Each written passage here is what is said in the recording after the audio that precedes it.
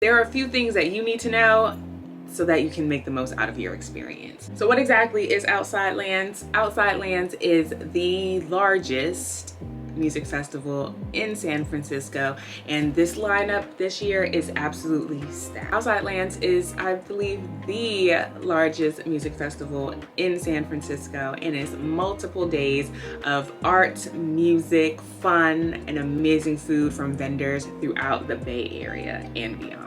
So I have gone to Outside Lands for 2 years during my time living in the Bay Area, and every year it's always a good time. First up, you're going to want to hydrate, because you have to treat Outside Lands as if it is a marathon and not a sprint. So first up, you're going to want to stay hydrated. However it is that you find to be appropriate for you, whether it's a Camelback or a reusable water bottle, definitely bring that with you. Even though the weather is mild, it is very easy for you to be dehydrated because you just get caught up in the energy of the festival. But staying hydrated is going to be so important to make sure that you are enjoying yourself and not like passing out from dehydration. They have water stands that are available so you can refill your water. So come prepared with your reusable water, Camelback or containers. I don't believe they allow metal, but having some sort of canister that you can refill is going to make your life so much better. Another thing, unfortunately, just because of the nature of the music festival, keep an eye on all of your belongings. So if that means getting a fanny pack, my fanny pack, I put it in a way that like the zipper, it can't zip easily, which sounds to be a lot, but you would be surprised. It is so unfortunate that a lot of people will come to these events literally to take advantage of the situation and take people's things. So keep an eye on your belongings and literally watch them like a hawk, because the last thing you want is your phone or your wallet stolen, because that is a quick way to have a not so great time. If you can, reserve a locker before going to the festival grounds. If you reserve a locker ahead of time, you'd be able to put like a jacket or any of your belongings that you don't want to carry around with you in a locker. And a bonus tip is, if you are going to go with a group of friends, see if you can split a locker, because then you'll split the cost and you'll be able to have access to it, just so that, you know, if you need to put your jacket or anything else up, instead of carrying those things around, because that could be kind of annoying, if you have access to a locker, that's probably going to make your life so much easier. So look into getting a locker. That brings me to my next point. The weather is pretty mild, but bring layers, because it is San Francisco, and you wouldn't think so, but it very much gets pretty chilly at night. So even in your locker, if you can put a jacket or some other layers in there, you'll thank yourself later.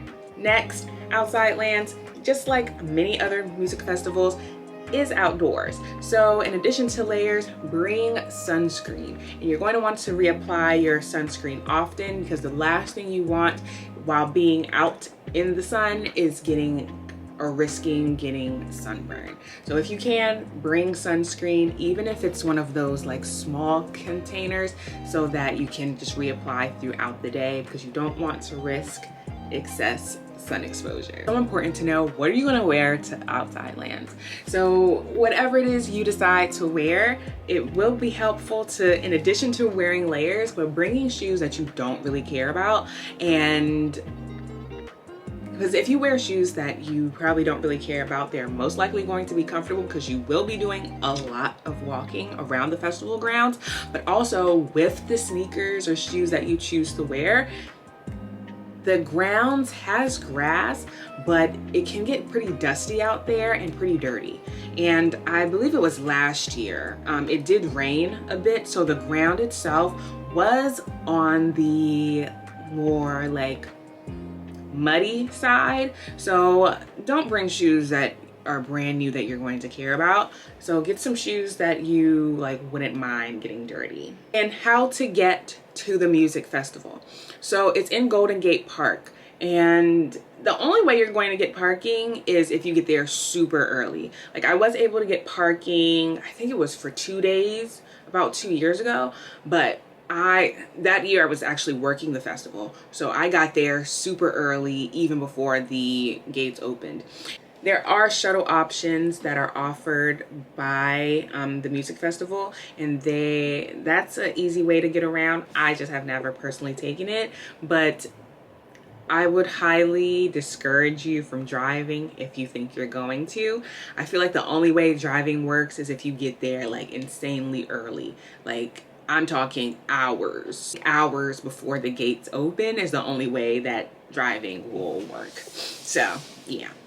And there are schools around where you are able to pay for a parking space during the event. However, I personally wouldn't risk it.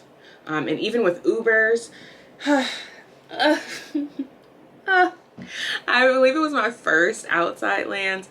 I was like, all right, we'll just get an Uber. Well, that'll be easy. No, it won't be easy. I remember I walked so far and so deep into San Francisco. And mind you, that was after being up on my feet all day. Today drained me. It was terrible. It was absolutely terrible. Or I needed to get an Uber just right over the bridge into Oakland.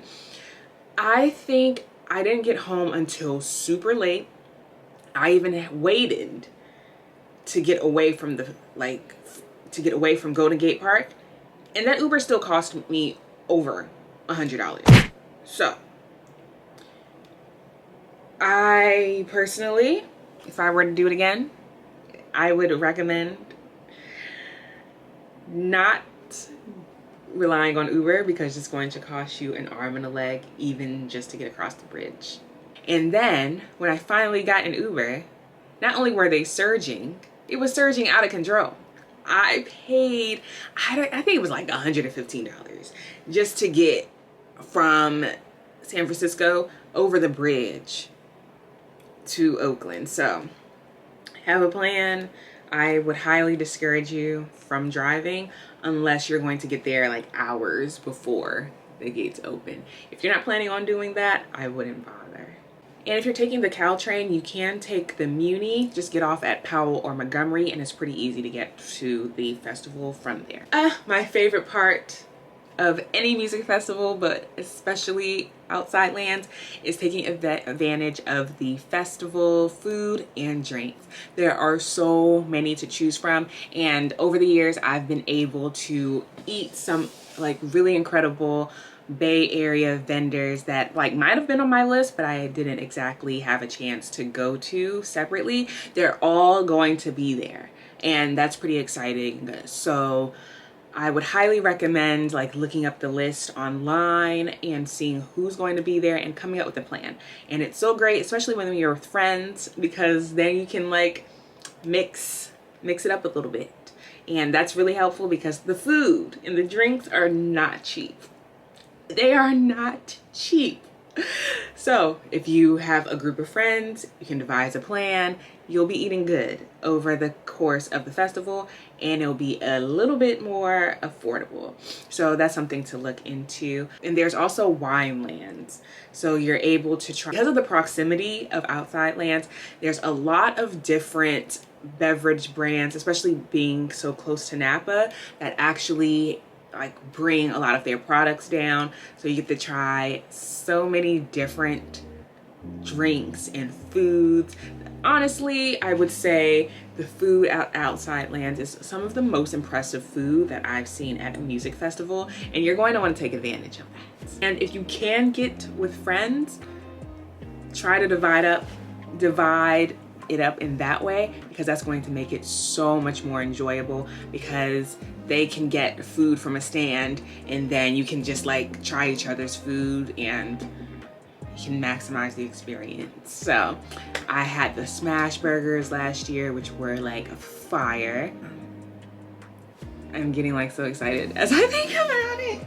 Another thing to consider while planning going to outside lands, think of getting earbuds. And hear me out, I know that sounds a little counterintuitive to get earplugs, but there are specific brands of earbuds that allow you to have that, still get that quality sound, but it still protects your eardrums. I feel like music venues and concerts and music festivals alike have gotten just louder over the years, but there are specific brands. I think I have one on me actually. All right, here we go.